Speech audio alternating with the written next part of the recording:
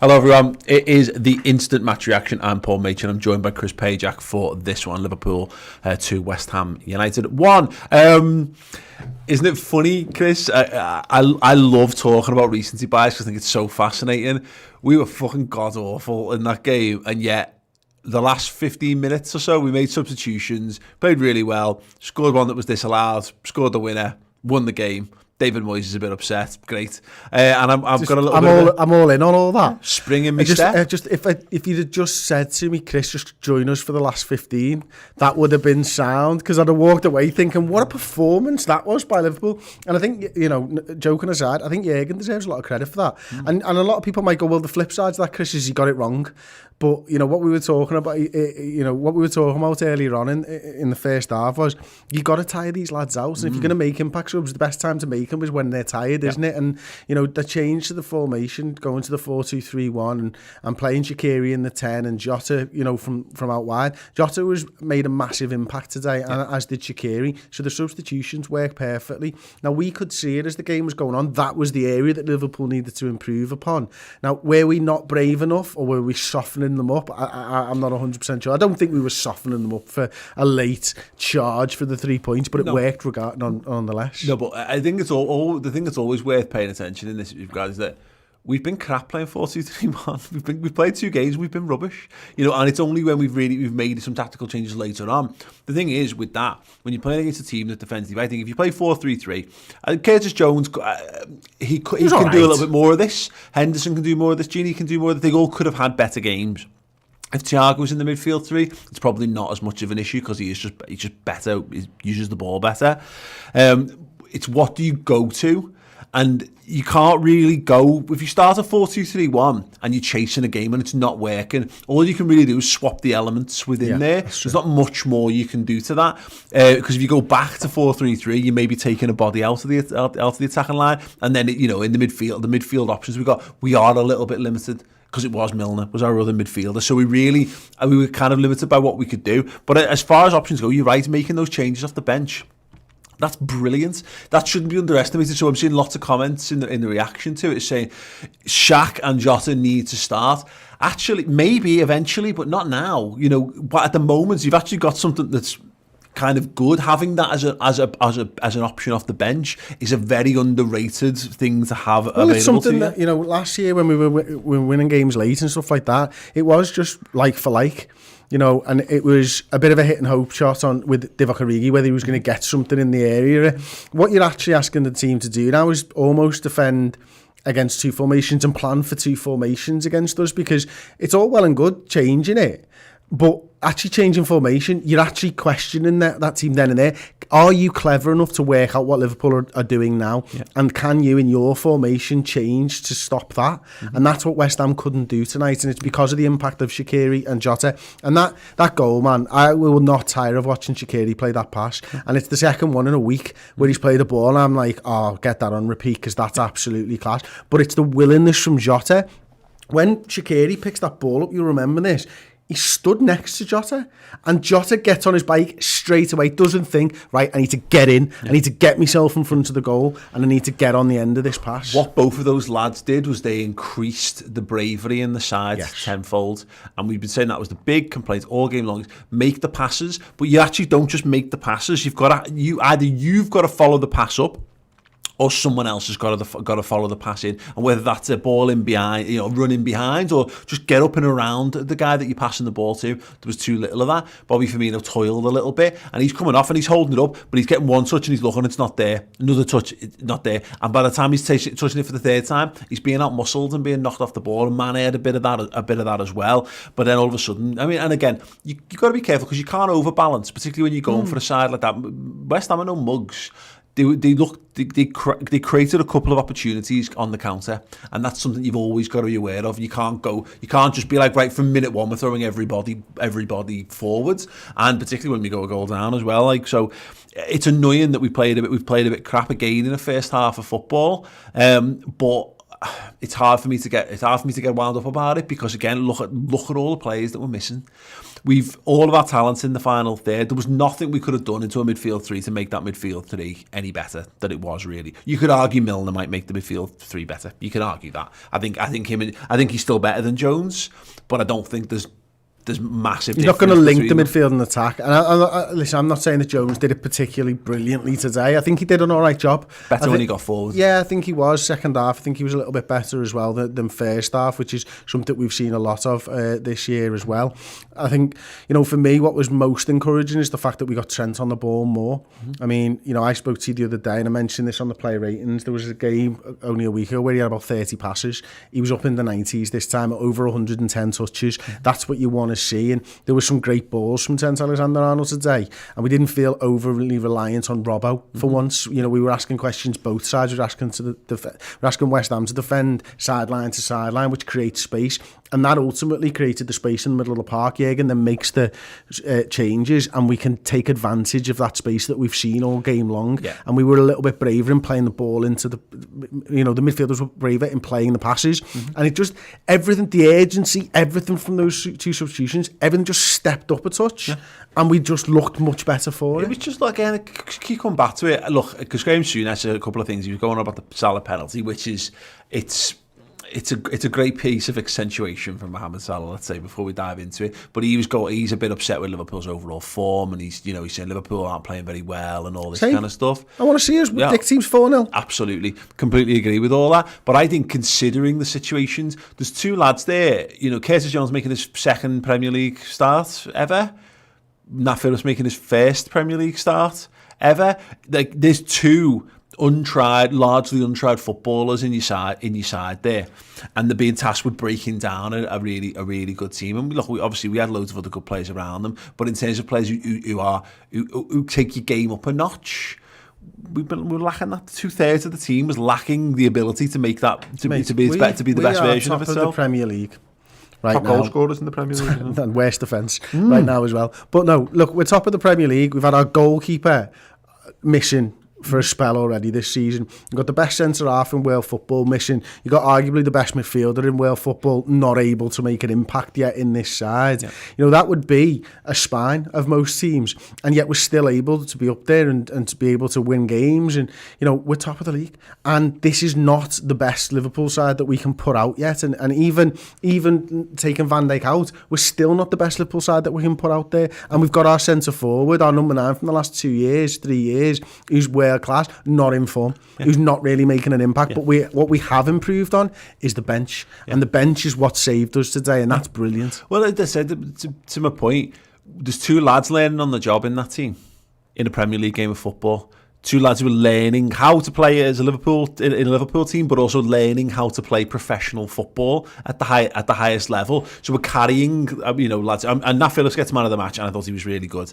And Kurt Jones has a fine, an overall okay performance in the midfield, these are all good things. You look at those players who we weren't able to put out on the pitch today. And the Van Dijk thing's the Van Dijk thing, the Fabinho thing in addition to that. But again, for me, it's the midfield. Naby Keita. Yeah, exactly. The midfield. Chamberlain. Thiago Alcantara, Naby Keita and Alex Oxlade-Chamberlain. Now, I know we got Thiago on the cheap, but there's £150 million, really, probably more if we got Thiago at his proper value. And they're all our creative midfielders as well. Exactly. Yeah, exactly that. And that's kind of is what it is. And look, get onto the Salah thing, because it's one of the bigger talking points of the game, because it gets us back into the game.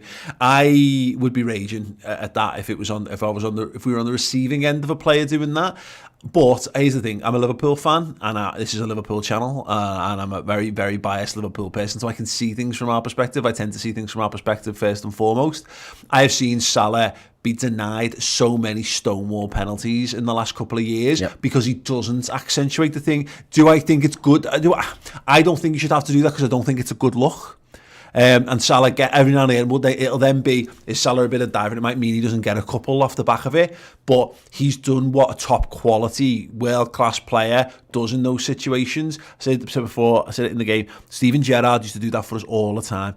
Didier Drogba used to buy free kicks around the penalty area all the time. It was infuriating that a man as big and strong as him used to fall to the floor so readily, but it was such an asset. Suarez was exactly the same. It's all part and parcel of the game. You're in the box, someone's booted you, someone's given you a penalty. They've given Salah a penalty. All he had to do was claim it, and his way of claiming it was a bit over the top. Mate, I'm not cool enough to say it like this, but I hate the game, not the player. You know what I mean? And that's what Salah's had to do, because he doesn't get penalties at all. And, you know, for so long we've sat there and witnessed it time and time again. The fact of the matter is, the defender, for me, gives the penalty, because he puts his arm up and he looks over at the referee, and as soon as you're a defender, putting your arms up in the air and looking over at the referee, not going to get the ball, which you are now claiming that you've just won, you've given the referee a decision to make, and he's made it. He's made the easy decision. They actually made a good point on the Sky analysis after the game, where they say, like, he should be screaming at the referee, like, like remonstrate and go, no chance, blah, blah, blah. But he knows.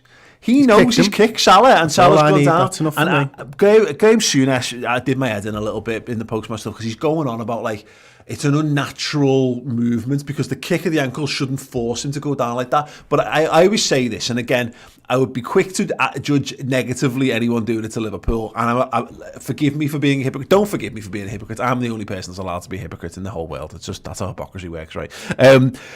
It's like, I always talk about, like, being on your driving test, where you've got to, your guy there next to you is looking for signs that you're doing your mirror signal manoeuvre. You have got, so you adjust your mirror half an inch further away than you would normally have it, so that you have to crane your head to look at it so they can see that you're doing it. That is Mo Salah going through the appeal process to get a penalty. I don't like that it has to be that way, but of course, look, I can sit here now with Liverpool getting 3 points, and Liverpool are using all of the tools in their armoury there. That is a mark of champions. Yes. Shithouse. Liverpool, a football club, for too many years have been too nice. Far too fucking nice. Mate, we used to win the Fair Play Award every year, and it used to piss me off because we didn't used to win games. You know, and what's more important, you've just got to win, even when you're playing badly. Win. Winners want to win by hook or by crook, and I don't. Again, there's a moral side of me that feels a bit uncomfortable with it all, but I don't, because when it's football, it's a fucking game. It's a game that you have to go out and win. And look, morals. Know that if the shoe was on the other foot, the striker for West Ham would be doing exactly the same. This is not like the fucking Tories not wanting to feed children. Like, you know what I mean, which is where your morals should be used. This is a sporting contest where you're trying everything in your power to win. Salah gets a kick, and if he doesn't make a big deal of it, the referee probably says play on. Instead, he wins the penalty. He adds another goal to his goal tally, gets Liverpool back in the game, and sets us up for the win. Diogo Jota, Chris. Is that 3 goals this week? He's just unbelievable. The lad just knows where the goal is, mate. And I tell you what, like we talk about, or I've said already, in the play rating show, I've been disappointed with Bobby Firmino this season so far, and I was disappointed with him again tonight.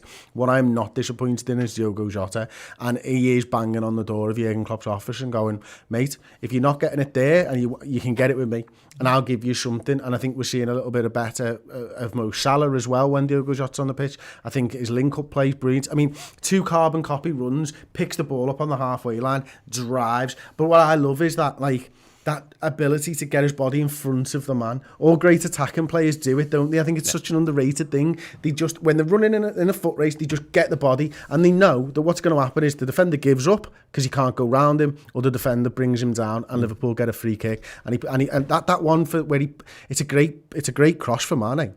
Mane probably should score when the goal's offside, or whatever it's given the VAR look at it. It's a great cross. He does brilliantly to set up Sadio Mane, and then he's there to finish it as well, a couple of yards out. He obviously does brilliantly for his own goal, finish really nice, ball really great, but he is making a big impact for Liverpool right now, and he's looking every bit the £40 million player, if not more already. 100%, and again, it just boils down to it. This is great because, and it's not great that Bobby Firmino's not in form. That's shit, because I'd rather Bobby Firmino be in form. But this is why you have a squad, and we've got that. But in City have had this for years. I'm not fucking arsed. Mahrez off the bench scoring goals. Right. They bring Sane in. They start a game and Sane wouldn't be in the team, and then they'd bring him in and he'd score, and you'd be like, well, that's just not fair because he's boss. And again, you're right. Mahrez is the perfect example. I mean, Varane, I've said it a couple of times recently. Shaqiri's our Mahrez for me. Like I think Mahrez is better, but he's like that. He's just in that profile where he's clearly a senior age player, but he's never like. He's not going to be the main. He's not going to be the main man for the team anymore. But I love the fact that Jota is our Sane, or what? But when Bernardo Silva was good, like that kind of thing. I mean, he's going to score against us next week. Bernardo Silva was good. Yeah, remember when Bernardo Silva was really good? I'm sure he'll come back and play really well soon. But but the point is that. He's there, he's waiting in the wings, he's an understudy. When you look at Ryan Brewster, not having an impact yet, it's early doors from Sheffield United, and you look at what Jota's doing, it all makes sense. Like Divock Origi can't even get on the bench at this point. This is good. It's not good that we've got a player out of form, but it's good that we've got other players who are in form, because that's how we're going to have to do it this year. Yeah, and we said at the start of the week, look, it's about getting results, isn't it? And that's what Liverpool have done. Klopp has balanced his squad and his first 11s quite well. He's managed to get rest and rotation in for players, and we've still managed to get the wins as well, which is exactly all you can ask for at this time of year. That's the thing. What I think we're forgetting right now is, when you get to Christmas, this is all acceptable stuff. Mm-hmm. This is all, you've just got to do this over Christmas. Now, what we know this season is it's all like Christmas all of the time, and it's going to be incredibly difficult to balance your squad and make sure that people are fit and that they stay fit and that you get stuff out of them. That's what Klopp's done really well this week. It's very, very, very, very difficult to win 2 games of football a week. When you play European football, has a massive impact, and that we always talk about this, because when there was 4 good teams, and that's even more prevalent now. We'd be doing Social Club on back in the day, and there'd be the one crisis club every week, and it's the team that had lost in the Premier League. No one ever really accounted the fact that whether they won in the Champions League was irrelevant, because if you're losing the Premier League, that's what all the eyes are on, Sky Sports and the 24-hour news cycle and all that. But it happens all the time. One good club always struggles a little bit at the weekend off the back of European football. We're playing a bit crap but winning. Now, there's going to come a point where we're going to need to play well and win, because that great again is a great point. It might be, it might, at Man City, that's a big game, and hopefully we'll be ready in that regard. But at the minute, given the circumstance, I said this after Sheffield United. I was saying it around the Midtjylland game. Just win. Just win and win and win and win, and don't lose. And you'd be surprised. And look, I've got the league table here. Liverpool, right now, we're 24 hours away from Everton, playing just slightly less. Top of the table, haven't gone through all the things that you listed. We're top goal scorers in the league. Yes, we've got the worst defence. We're finally in positivity in terms of the goal difference, of course. But again, this is we've had all these problems before, and it normally means Liverpool finish about 7th. We're having these problems, and so far, it's kind of been the note in the last few games when we're kind of defending us being a bit crap. I can't get too wound up about it at the moment. If we play crap and lose, that's a problem. When we start playing crap and losing, that will be something that really needs to be sorted. At the moment, given the circumstances around it, to be top of the league when Everton are the best team that they've ever happened, the best team they've ever had. They're absolutely flying. They're having an amazing season, and everyone's going, we're a bit crap. Liverpool aren't playing well. The defence is really shaky. All this and that. Top of the league, lads. Yeah, top of the league, and then you've got Manchester United still struggling with the best manager in world football after the midweek. Go figure. But yeah, obviously you still got a couple of teams who've got to play their catch-up games or what have you, and that will be telling in the next few weeks. But yeah, get to that international break.